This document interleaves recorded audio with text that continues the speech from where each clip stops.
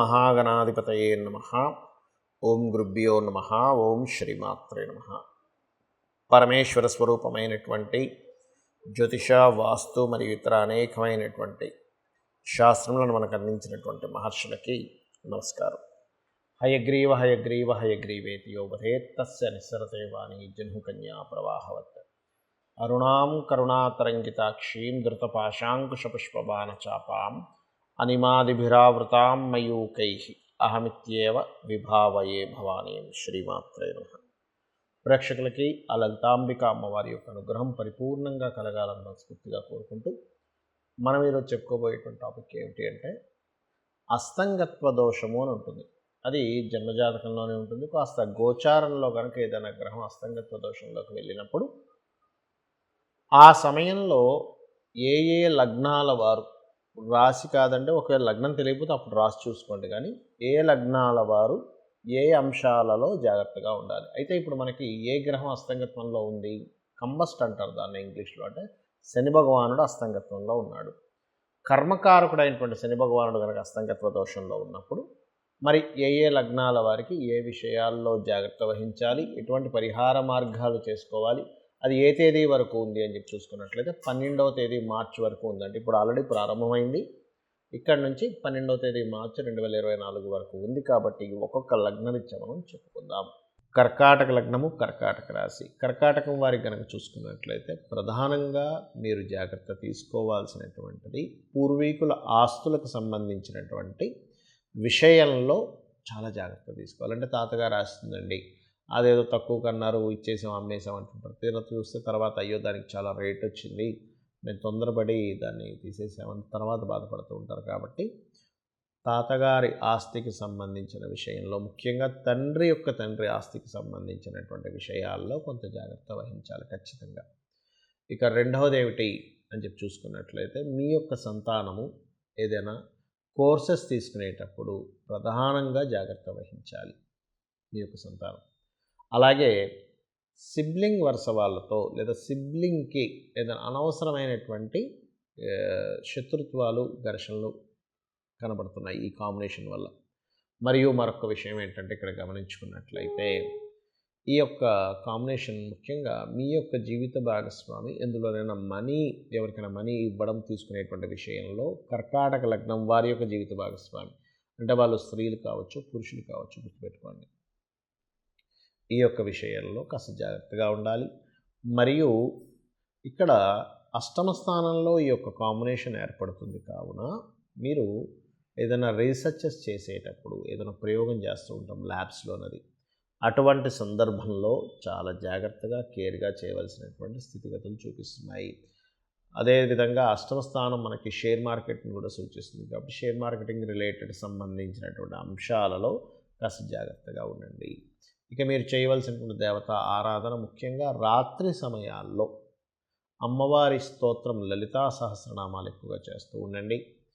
మరియు అష్టమ స్థానంలో ఈ కాంబినేషన్ ఏర్పడుతుంది కాబట్టి శనివారాలు డ్రైవింగ్ చేసేటప్పుడు కొంత జాగ్రత్త వహించండి. గోవుకి పిడికెడు బెల్లము, గోధుమ రవ్వ తినిపించండి. అన్ని విధాలా మీకు బాగుండడం జరుగుతుంది.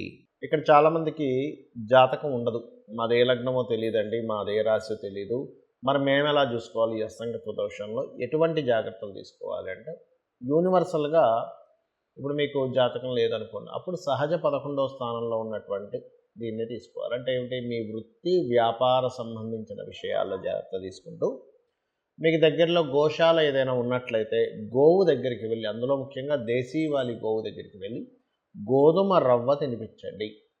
ఇది ఒకటి చేస్తే సరిపోతుంది. అదేవిధంగా ఆదిత్య హృదయ పఠనం చేయడము, సూర్య నమస్కారం చేసుకోవడం. నాకు మొత్తం ఆదిత్య హృదయం చదవడం రాదండి, చక్కగా ఉదయం నిద్ర లేచిన వెంటనే సూర్యుడు ఉదయిస్తూ ఉంటాడు, మనస్ఫూర్తిగా నమస్కరించుకుంటే కూడా ఈ శని భగవానుడు అస్తంగత్వ దోషం అనేటువంటిది పరిపూర్ణంగా పోతుంది. అదేవిధంగా శనివారాల పొరపాటును కూడా ఇంపార్టెంట్ డెసిషన్స్ కానీ, ఇంపార్టెంట్ చేయడం కానీ, ముహూర్తాలు పెట్టుకోవడం కానీ చేయకండి. ఏదైనా గ్రహం కనుక అస్తంగత్వంలో ఉన్నప్పుడు ఆ రోజులు అంటే శనివారాలు శని హోరలు ఉంటాయి. మీకు ప్లానటరీ టైమ్స్ అని ఒక యాప్ ఉంటుంది, ఆ యాప్ డౌన్లోడ్ చేసుకుంటే మీకు శని హోర ఎప్పుడు వస్తుంది ఏమిటి అనేటువంటిది తెలుస్తుంది. ఇది ఒక జాగ్రత్త తీసుకోండి. అయితే ఇక్కడ ఇది గోచారంలో జరిగేటువంటి కాంబినేషన్, దీని యొక్క ఫలితం ఇది. అయితే ఎందుకంటే 30 సంవత్సరాలకు ఒకసారి మాత్రమే వస్తుంది ఈ కాంబినేషన్ అనేటువంటిది, శని రవి కలిసినటువంటి కుంభరాశిలో. అయితే మరి ఇది ఇలా ఉండగా పర్టికులర్గా మరి దీనికి మనం ఎంతవరకు జాగ్రత్తలు తీసుకోవాలి, ఇంకేదైనా ఉంటుందా అంటే ఒకటే గుర్తుపెట్టుకోండి, మీ జన్మజాతకంలో కనుక బలమైనటువంటి ధనయోగ దశలు నడుస్తున్నా, చక్కటి గృహయోగ దశలు నడుస్తున్నా, మంచి వ్యాపార యోగ దశలు నడుస్తున్నా, నీచభంగ రాజయోగం విపరీత రాజయోగానికి సంబంధించిన దశలు నడుస్తున్నా మీరేం కంగారు పడాల్సిన పని లేదు. ఎందుకంటే మన జన్మజాతకం చాలా ముఖ్యమైనటువంటి అంశం. మనం జన్మించినప్పుడు ఉన్నటువంటి సమయాన్ని, తేదీని, నెలని, సంవత్సరాన్ని, ప్రాంతాన్ని తీసుకొని మనం జన్మించినప్పుడు ఉన్నటువంటి గ్రహస్థితి ఎలా ఉంది అనేటువంటిది తీసుకుంటాం. అంటే గ్రహాలు గనక జన్మించినప్పుడున్న సమయాన్ని బట్టి మనం పూర్వజన్మలో చేసుకున్నటువంటి కర్మ ఆధారంగా ఈ యొక్క గ్రహాలు అక్కడికి వచ్చి స్థితి పొందుతాయి. అంటే ఆ సమయంలో జన్మించేలాగా శ్రీకృష్ణ పరమాత్మ అంటే ఆ భగవంతుడు మనకు చేస్తాడు. ఆ రకంగా ఒక మంచి కాంబినేషన్లో పుట్టామనుకోండి, గోచారంలో ఎన్ని మార్పులు వచ్చినా లేకపోతే ఎన్ని ఇదవుతున్నా పెద్ద ఎఫెక్ట్ అనేటువంటిది ఏదో కించిత్ ఎఫెక్ట్ మాత్రమే ఉంటుంది. మన జన్మజాతకంలో ఎప్పుడు కూడా మన లగ్నాన్ని బట్టి మన స్థితిగతులు ఏమిటి, మన ధనాధిపతిని బట్టి మనం ఏ మార్గంలో వెళ్తే ధనం మనకు కలుగుతుంది, ఏ సమయంలో మనం ధనాన్ని ఇన్వెస్ట్మెంట్ చేయొచ్చు, ఇన్వెస్ట్మెంట్ చేయకూడదు, ఎవరికైనా ఇవ్వాలంటే ఇవ్వాల్సిన సమయం ఉందా లేదా, అంటే ఇప్పుడు కరెక్ట్ టైమా కాదా, అదేవిధంగా ఒక ప్రాపర్టీ కొనుక్కుంటున్నామంటే ఎప్పుడు కొనుక్కోవాలి, ఏ దిశల్లో కొనుక్కోవాలి, వివాహం విషయాలు కానీ చాలామంది చూడండి వివాహం ఆలస్యం అవుతుందని బాధపడుతూ ఉంటారు. కానీ ఆలస్యం అవుతుందని బాధపడటం కంటే కూడా అది ఆ సమయం రాదు. ఆ టైంలో సమయం రానప్పుడు వాళ్ళకి అర్థం కాక అయ్యో మేము ఇప్పుడు చాలా ఇబ్బంది పడిపోతున్నామండి, మాకు సమయం రాలేదని చెప్పి ఇదవుతూ ఉంటారు. కాదు, ఇక్కడ బాగా అర్థం చేసుకోవాల్సిన విషయం ఏంటంటే మీరు సమయం రాకుండా ఒక సూర్యోదయం చూడండి, ఉదయం 6:30కి వస్తుంది, నేను అర్ధరాత్రి 1 గంటకి 2కి 3కి మాటిమాటికి తలుపులు తెరిసే సూర్యోదయం రాలేదంటే బాధ ఎలా బాధపడతామో, వివాహ సమయం ప్రతి వ్యక్తికి 3 నుంచి 5 సార్లు ఉంటుంది. ఆ సమయంలో అవుతుంది, చేయకూడని సమయాలు ఉంటాయి, అది మీ పర్సనల్ చార్ట్లో ఉంటుంది.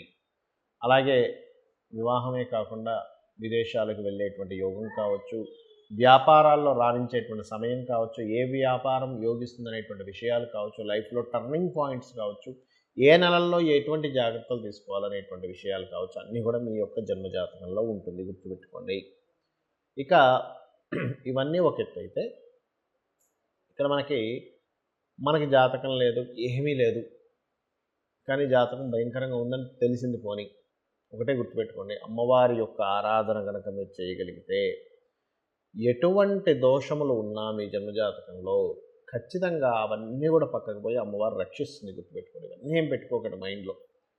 అయితే మీకు ఇక్కడ సందేహం కలగొచ్చేవండి, మరి మనకి జన్మజాతకంలోనే మొత్తము ఉంటే మరి ఈ గోచార ఫలితాలని, ఈ అస్తంగత్వ దోషాలు ఇవన్నీ చెప్పుకుంటున్నాము అంటే మనిషి యొక్క జీవితం 2 రకాలుగా డిజైన్ చేయబడుతుంది. ఒకటి మన నిర్ణయాలు, మనం తీసుకునే స్టెప్స్, మనం తీసుకునే నిర్ణయాలు, మన ఆలోచనలతో ఒకటి ఉంటే, మన ఆలోచనలతోని మన నిర్ణయాలతో సంబంధం లేకుండా బయట మార్కెట్ కానీ గోచారం కానీ నడుస్తూ ఉంటాయి. అంటే అలాగా చూడండి, ఒక వ్యక్తి మొన్న ఒక 3.5-4 ఏళ్ల క్రితం మనకు కరోనా వచ్చింది.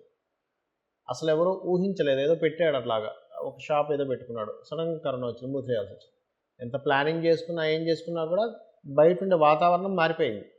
లేదా ఒక వ్యక్తి ఒక ఒక ఈవెంట్ అనుకున్నాడు, సడన్గా వర్షం పడింది.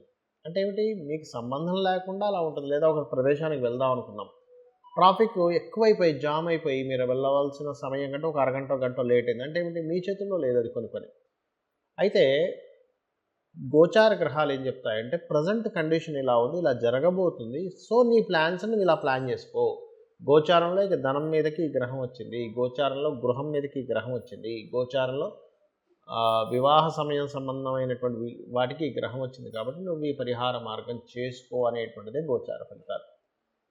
కాబట్టి మీరు ఈ యొక్క గోచార ఫలితాలని, మీ జన్మజాతక ఫలితాలని తెలుసుకొని ఆ అమ్మవారి యొక్క అనుగ్రహాన్ని పరిపూర్ణంగా పొంది మీరు ఆయురారోగ్యాలతోని అష్టైశ్వర్యాలతో తొలతూగాలని మనస్ఫూర్తిగా కోరుకుంటూ శ్రీమాత్రే నమః.